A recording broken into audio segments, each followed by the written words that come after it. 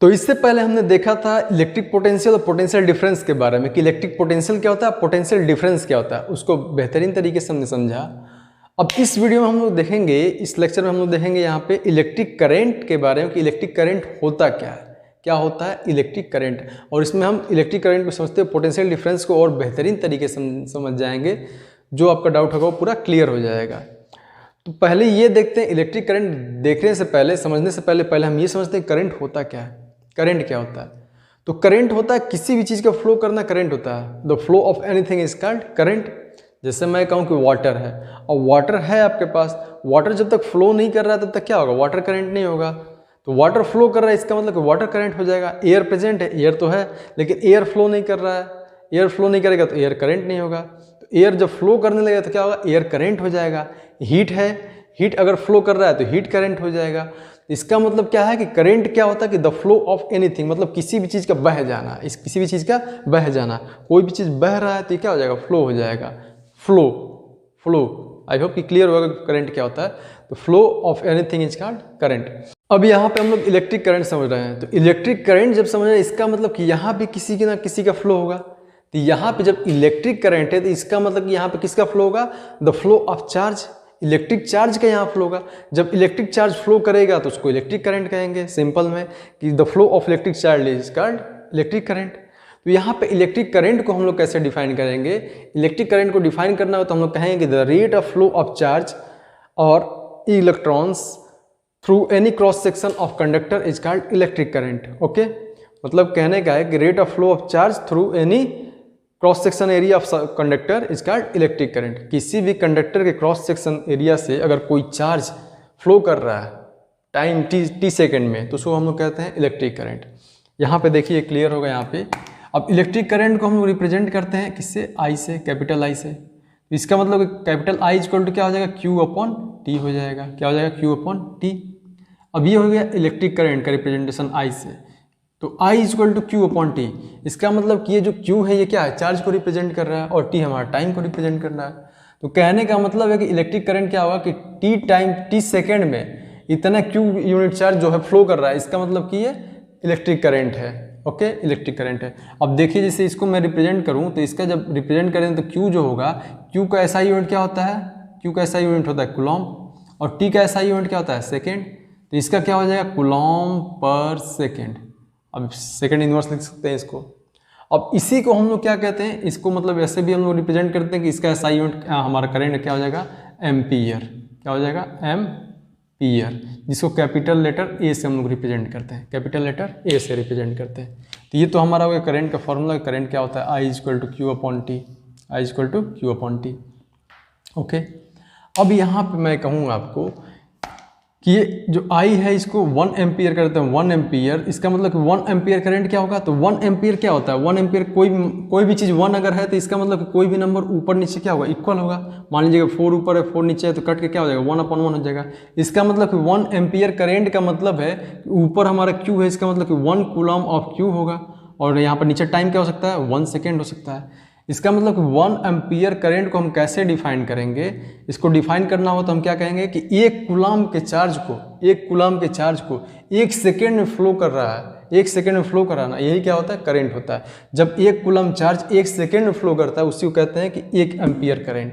1 ampere current का मतलब है कि एक कूलम चार्ज 1 सेकेंड में फ्लो कर रहा है, उसको हम लोग 1 एम्पियर करंट कहेंगे। तो 1 ampere current is defined as when 1 coulomb of charge flows in 1 second, then that is 1 ampere current. Okay, 1 ampere current. I hope कि आपको ये क्लियर हुआ होगा। ओके, अब यहाँ पे देखिए ये जो Q है, हम लोगों ने इससे पहले ये भी पढ़ा है कि Q इक्वल टू क्या होता है, Q इक्वल टू एन ही होता है, Q इक्वल टू एन ही होता है, Q इक्वल टू एन ही होता है। इसका मतलब कि ये जो Q है, अगर ये Q हमारा ये 1 कूलम हो जाएगा, तो हमने इससे पहले निकाला था चार्ज जब पढ़ रहे थे कि 1 कूलम ऑफ चार्ज में 6.25 into 10 to the power 18 electrons का चार्ज होता है, 18 इलेक्ट्रॉन्स का चार्ज होता है। एक कूलम में 6.25 into 10 to the power 18 electrons का चार्ज होता है। इसका मतलब कि हम ये भी कह सकते हैं, यहाँ पे इसको ऐसे रिप्रेजेंट कर सकते हैं कि 1 एम्पियर इज इक्वल टू, यहाँ पे 1 कूलम की जगह हम 6.25 into 10 to the power 18 electron, और यहाँ पे सेकेंड हो जाएगा तो क्या लिख देंगे यहाँ पे, पर सेकेंड।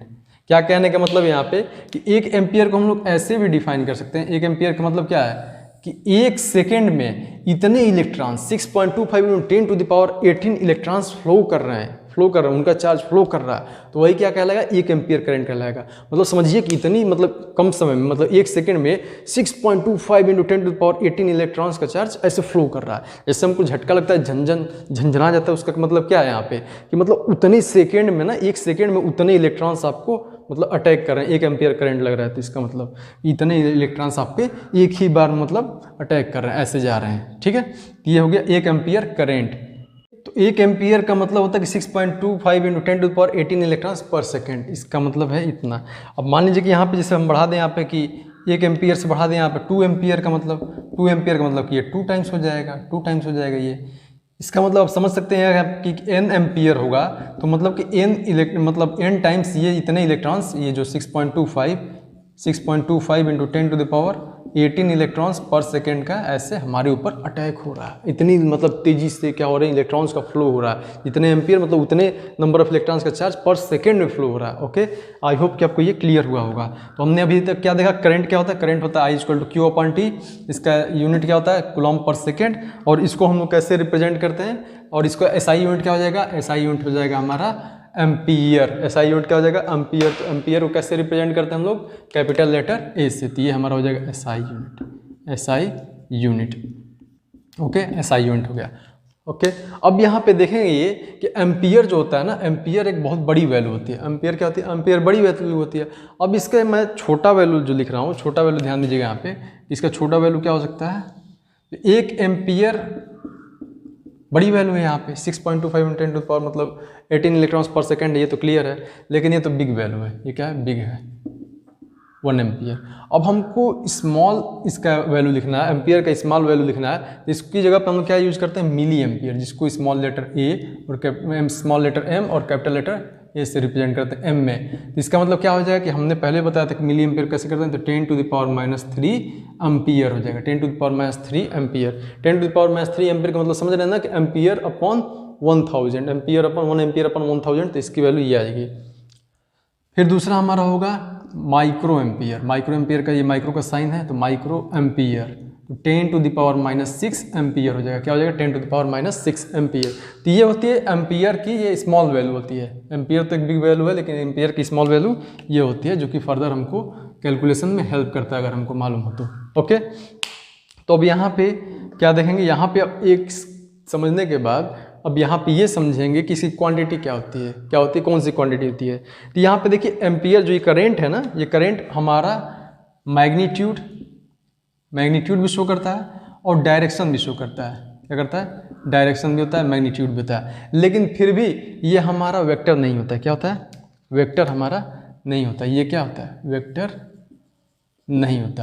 अब इसका रीजन क्यों नहीं होता, क्योंकि आप जब वेक्टर लॉ पढ़ेंगे तो उसमें आपको क्लियर होगा कि ये बस इतना ही नहीं है कि मैग्नीट्यूड और डायरेक्शन हो जाने के बाद आपका वेक्टर हो जाएगा। उसको आप फर्दर अपने नेक्स्ट आगे की क्लासेस में पढ़ेंगे, जब वेक्टर को समझेगा कि वेक्टर का मतलब लॉ क्या होता है, वेक्टर लॉ क्या होता है। तो यहाँ पे क्या होता है, ये जो होता है स्केलर क्वांटिटी होता है। हमारे 10th के सिलेबस के हिसाब से ये क्या होता है, स्केलर क्वांटिटी होता है। तो इसको हम करंट को हम नोट करें, क्या होता है, स्केलर होता है। Okay, scalar. वैसे ये होता क्या है, वैसे ये होता है कि टेंसर क्वांटिटी, ये तो वेक्टर होता नहीं है, वैसे ये होता है टेंसर। लेकिन हमें क्या समझना है, हमें समझना है कि क्या होगा हमारे 10th के हिसाब से, 10th के सिलेबस के हिसाब से हमारा होगा ये स्केलर क्वांटिटी होगा। ओके, तो आई होप कि ये क्लियर हुआ होगा। अब यहाँ पे हम लोग समझेंगे एमीटर के बारे में कि एमीटर क्या होता है। एमीटर क्या होता है, एमीटर एक ऐसा डिवाइस है जो कि करंट को मेजर करने में हेल्प करता है। तो ammeter is an instrument which is used to measure electric current, तो एमीटर एक ऐसा डिवाइस है जो इलेक्ट्रिक करंट को मेजर करता है। अब एमीटर को हम लोग देखते हैं यहाँ पे, एमीटर। अब देखिए यहाँ पे एमीटर।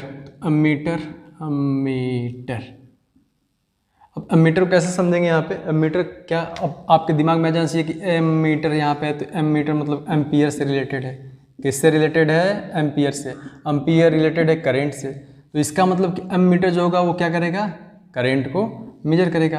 एम्पियर तो SI यूनिट करंट की, और एमीटर एम्पियर से। इसका मतलब कि एमीटर जो होगा ऐसा डिवाइस होगा जो क्या करेगा, हमारे इलेक्ट्रिक करंट को मेजर करेगा। ओके, अब ये इलेक्ट्रिक करंट को मेजर करेगा। अब ये जो होता है इसका कनेक्शन कैसे होता है, तो ये सीरीज में लगता है। किसमें लगता है? सीरीज में। सीरीज कम्बिनेशन होता है, series combination, series combination. Okay, series combination क्यों लगता है? क्योंकि यहाँ पे इसका होता है लो रेजिस्टेंस होता है, लो रेजिस्टेंस, लो रेजिस्टेंस। अब लो रेजिस्टेंस होने के कारण क्या होता है ना कि जितना भी हमारा क्या होता है इलेक्ट्रिक करंट होता है वो उसमें से पास हो जाता है। जैसे आप एमीटर का देख रहे होंगे कि एमीटर क्या होता है, एमीटर का आप इमेज देख रहे होंगे, तो एमीटर में क्या होता है वो सीरीज में लगता है। वो सीरीज में लगेगा तो क्या होगा, इसमें से पूरे जो इलेक्ट्रिक करंट है वो पास हो जाएंगे। और जब पूरे इलेक्ट्रिक करंट पास हो जाएंगे यहाँ पे लो रेजिस्टेंस के कारण, तो क्या होगा वहाँ पे उसमें हमारा क्या होगा, पूरा करंट वो मेजर कर लेगा। तो इसको कैसे हम लोग लगाते हैं, देखिए जैसे ये हो गया हमारा एमीटर, ये क्या हो गया हमारा एमीटर, इससे रिप्रेजेंट हम लोग करते हैं इसका सिंबल। और यहाँ पे ये कोई कंडक्टर है, तो इसमें हम लोग यहाँ पे सीरीज में लगाते हैं इसको, सीरीज में। अब सीरीज में लगाने का मतलब क्या होता है, सीरीज में होता है कि end point to end point connect होता है। सीरीज कम्बिनेशन, पैरेलल कम्बिनेशन हम लोग समझेंगे तो उसमें हम लोग और बेहतरीन तरीके से समझ जाएंगे। इसमें क्या होता है सीरीज में कि ये हमारा end point to end point connect होता है, तो ये सीरीज कम्बिनेशन है, एमीटर है। ओके, तो ये क्या करेगा, मेजर करेगा हमारा करंट को, करंट कितना है करंट बताएगा एमीटर। ओके, तो आई होप कि आपको ये करंट एमीटर और करंट आपको क्लियर हुआ होगा। अब कुछ कॉन्सेप्चुअल पॉइंट्स को हम लोग समझते हैं, कुछ कॉन्सेप्चुअल पॉइंट और कुछ क्वेश्चंस को समझते हैं, जिससे और ये क्लियर हो जाएगा आपका करंट क्या होता है। अब देखिए यहाँ पे कुछ कॉन्सेप्चुअल पॉइंट समझते हैं। जैसे ये देखिए यहाँ पे ये हमको एक जंक्शन दिख रहा है ना, इसका मतलब यहाँ पे क्या है कि ये कोई करंट आ रहा है, इधर से कोई करंट आ रहा है, इधर से कोई करंट आ रहा है। सपोज करते हैं कि 3 एम्पियर का है, ये 4 एम्पियर का है, ये 6 एम्पियर का है, 6 एम्पियर का ये करंट है। इसका मतलब कि ये जब इस पॉइंट पे आएंगे ना, इस पॉइंट पे तो ये पॉइंट इनके लिए क्या होगा, ये पॉइंट इनके लिए हो गया जंक्शन। ये क्या हो गया, जंक्शन। अब जंक्शन आप जानते हैं ना, जिससे होता है कि रेलवे स्टेशन होता है तो कोई होता है कि जंक्शन लिखा होता है। तो जंक्शन का मतलब क्या होता है कि वहाँ पे कई जगह की रूट होगी, वहाँ पे मतलब वहाँ पे जंक्शन होगा, मतलब कि वो ट्रेन क्या होगी, कई जगह डिवाइड होंगी, ये कहीं और चला जाएगा, ये कहीं और चला जाएगा। तो इसका मतलब कि ये जंक्शन होता है। जैसे ये स्टेशन है और यहाँ से ये ट्रेन हमारी डाइवर्ट हो गई तो वो हमारा जंक्शन कहलाता है, वैसा स्टेशन। वैसे ही यहाँ पे अब यहाँ पे कई जगह जा रही तो कई जगह से आएगी भी। तो अब यहाँ पे मान लीजिए कि ट्रेन आ रही है इधर से इधर से इधर से, तो कहाँ पे आएगी, स्टेशन इधर है, रूट इसका ये है, प्लेटफॉर्म ये है, इधर आएगा। इसका मतलब कि ये जितने यहाँ पे करंट आएंगे ना, इस जंक्शन से होते हुए किधर फ्लो करेंगे, इधर फ्लो करेंगे। तो यहाँ पे टोटल करंट कितना हो जाएगा, टोटल करंट हो जाएगा, इन सबको ऐड कर देंगे, 3 ampere plus 4 ampere plus 6 ampere equal to 6 + 4 10 + 3 13 ampere. कितना हो जाएगा, 13 एम्पियर। वैसे यहाँ पे कर सकते हैं आप, ये जिससे आ रहा है, ये आ रहा है इधर, तो ये क्या हो जाएगा हमारा, ये अब ये 3 एम्पियर हो गया, ये 6 एम्पियर हो गया, ये 9 एम्पियर हो गया।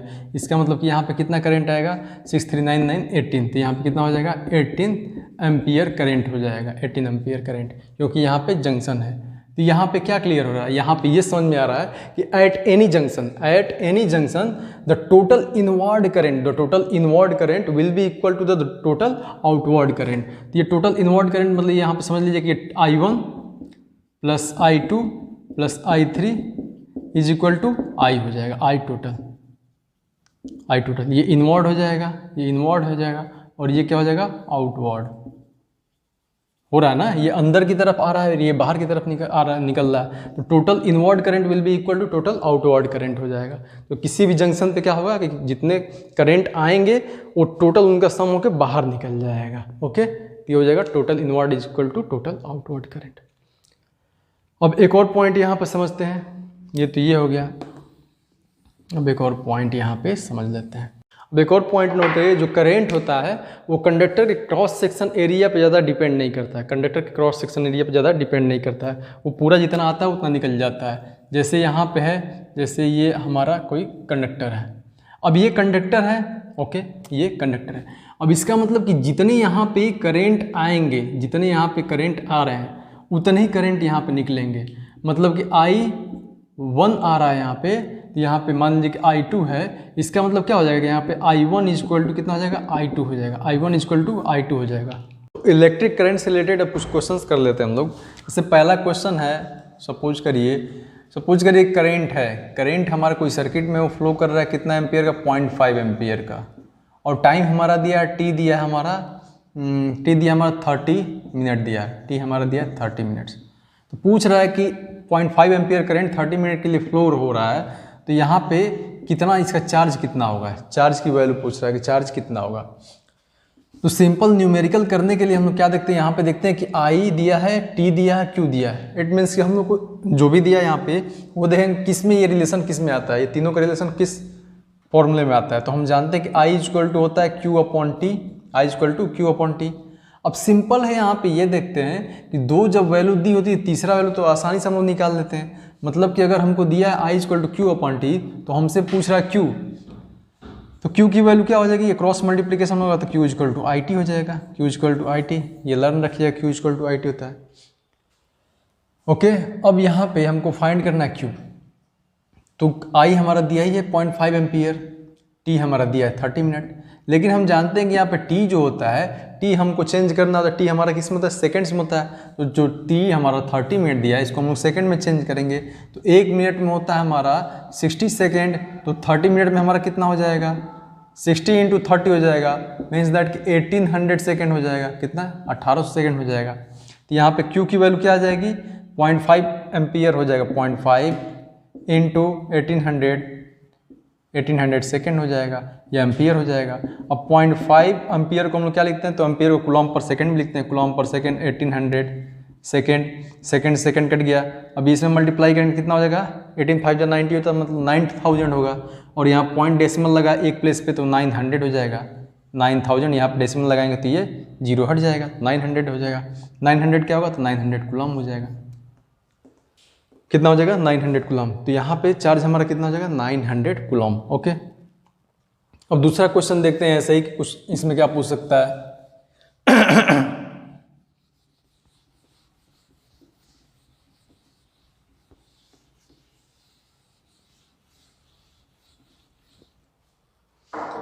अब सपोज करिए हमको दे दिया यहाँ पे कि हमको दे दिया है क्या दे दिया हमको दे दिया यहाँ पे क्यू दे दिया है, क्यू दे दिया 2 कूलम, और टाइम हमको दे दिया है, टाइम टी हमको दे दिया है, टी हमको दे दिया है 20 सेकेंड। हमसे करंट पूछ रहा है, करंट क्या होगा, करंट कितना होगा। तो सिंपल वही है, उसी फॉर्मूले पर लगाएंगे। तो आई इक्वल टू क्या होता है, I equal to Q upon T, Q upon T. Q हमारा 2 कूलम दिया है, टाइम हमारा 20 सेकेंड दिया है। इसका मतलब क्या हो जाएगा कि ये हो जाएगा 2 से 2 कट जाएगा, 1/10 हो जाएगा। 1/10 मतलब कि 0.1 कूलम पर सेकेंड हो जाएगा। ये हमारा क्या हो जाएगा, 0.1 कूलम पर सेकेंड, और कूलम पर सेकेंड मतलब 0.1 एम्पियर। करंट हमारा कितना निकल के आ जाएगा, 0.1 एम्पियर। तो हम करंट फाइंड कर लिए। ऐसे ही हमको टी फाइंड करना होगा तो टी हमको दे देगा। ऐसे ही क्या फाइंड करना है हमको, अगर हमको टी दे देगा, यहाँ पे दे देगा करंट दे देगा, ये दे देगा हमको कि चार्ज दे देगा और करंट दे देगा। तो हमसे पूछेगा टी कितना है, तो टी हम लोग फाइंड कर लेंगे, कोई दिक्कत की बात तो है नहीं, हम लोग टी फाइंड कर लेंगे। अब थोड़ा सा लॉजिकल क्वेश्चन आपसे पूछते हैं हम। जैसे हम दे दें यहाँ पे कि आई हमारा है, करंट हमारा है किसी सर्किट में 2 एम्पियर का, और यहाँ पे टाइम दे दिया है, टाइम दे दिया हमको 20 मिनट्स का, 20 मिनट का हमको टाइम। हमसे यहाँ पूछ रहा है कि नंबर ऑफ इलेक्ट्रॉन्स कितने होंगे, number of electrons will be what, कितने नंबर ऑफ इलेक्ट्रॉन्स फ्लो होंगे इसमें सर्किट में।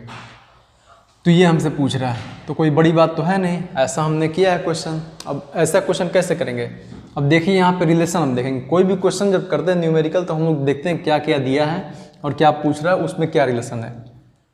तो हम देख रहे हैं आई दिया है, टी दिया है, तो आई और टी में क्या रिलेशन है।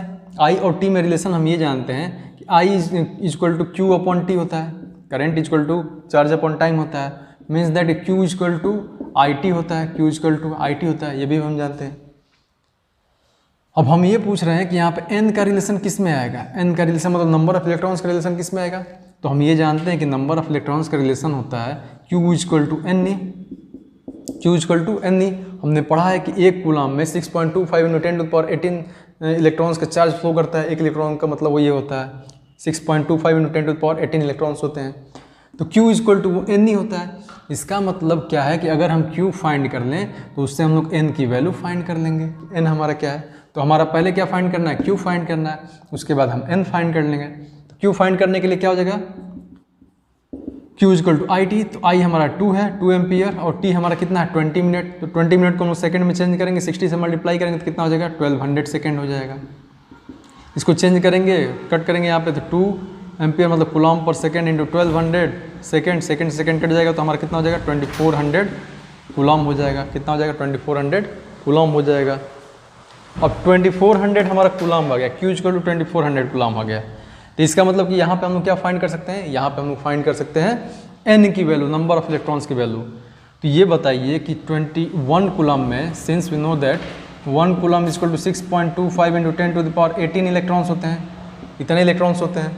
तो यहाँ पे जब पूछेगा कि 2400 कूलम, तो इसका मतलब क्या हो जाएगा कि ये 1 कूलम का 2400 टाइम्स है, इसका मतलब कि इसका भी 2400 टाइम्स कर देंगे, 2400 मल्टीप्लाई कर देंगे। तो 2400 into 6.25 into 10 to the power 18 electrons हो जाएंगे, इतने इलेक्ट्रॉन्स हो जाएंगे ये। ओके, क्लियर है? आप, आई होप कि आपको क्लियर हुआ होगा। इसको मल्टीप्लाई करके सॉल्व कर लीजिएगा, आसान है ये। अब यहाँ पे दूसरा तरीका हम देखें, दूसरा तरीका हम कैसे कर सकते हैं। दूसरे तरीके में आप देखेंगे तो ये देख रहे हैं आप कि हम ये जानते हैं कि 1 एम्पियर में 6.25 into 10 to the power 18 electrons flow करते हैं पर सेकेंड, इतना फ्लो करते हैं पर सेकेंड। क्लियर है? तो 2 एम्पियर में कितना हो जाएगा, 2 एम्पियर में इसका डबल हो जाएगा, 2 into 6.25 into 10 to the power 18 electron per second. अब ये पर सेकेंड है, यहाँ पे क्या है, पर सेकेंड है, लेकिन यहाँ पे हमारा टाइम क्या दिया, 20 मिनट। मतलब 1 सेकेंड में इतना फ्लो करेगा, तो 20 मिनट में कितना फ्लो करेगा, तो इसका 20 जो है यहाँ पे 20 मिनट, मतलब कि यहाँ पे 1200 सेकेंड में कितना फ्लो करेगा। तो 1 एम्पियर 2 एम्पियर में हमारा इतना फ्लो कर रहा है, मतलब कि 1 सेकेंड के लिए, तो 2 एम्पियर में 1200 सेकेंड के लिए कितना हो जाएगा, तो for t equal to 1200 second, 2 ampere equal to यहाँ पे क्या हो जाएगा 1200 सेकेंड, मतलब कि यहाँ पे 1200 से मल्टीप्लाई कर देंगे, तो इंटू 1200, तो इसका मतलब हो जाएगा 1200 into 2 into 6.25 into 10 to the power 18 electrons per second. अब ये बताइए 1200 इंटू 2 हमारा क्या होगा, 2400 हो गया ना, और वही 2400 हमारा क्या आया था, 2400 कूलम आया था। तो सेम वैल्यू ये आ गई, सेम वैल्यू ये आ गई। दोनों तरीके से हम लोग कर सकते हैं, दोनों हमारा तरीका हो सकता है, यहाँ पे दोनों मेथड से हम लोग कर सकते हैं। अब इसको आप सॉल्व कर देंगे मल्टीप्लाई करके, तो मल्टीप्लाई करके सॉल्व करेंगे। यहाँ पे 2 जीरो, तो 2 जीरो इस पर चढ़ा दीजिएगा, तो यहाँ पे 2 जीरो इस पर बढ़ा देंगे। 24 का 6.25 में मल्टीप्लाई करेंगे, इंटू कितना जाएगा 10 टू द पावर, ये 2 जीरो होती है 10 टू द पावर 20 हो जाएगा इलेक्ट्रॉन पर सेकेंड। आई होप कि आपको क्लियर हुआ करंट क्या होता है, और करंट से रिलेटेड जितने भी कॉन्सेप्ट थे और क्वेश्चंस थे उसको आपने समझा होगा। कोई भी डाउट होगा तो आप कमेंट बॉक्स में पूछ सकते हैं, उसका मैं रिप्लाई कर दूंगा। लेकिन सबसे बड़ा क्वेश्चन ये अराइज होता है, ये करंट तो हम जाने करंट होता क्या है, लेकिन करंट फ्लो कैसे करता है, how current formed and current flows, okay, और कैसे हम इसे फ्लो को कॉन्टिन्यूस रख सकते हैं, मेंटेन किए रख सकते हैं कि ये इसका फ्लो करंट का कॉन्टिन्यूस बना रहे, तो उसको अब हम समझेंगे। अब इसको समझने के लिए आप इस वीडियो पर क्लिक कर सकते हैं। Thank you.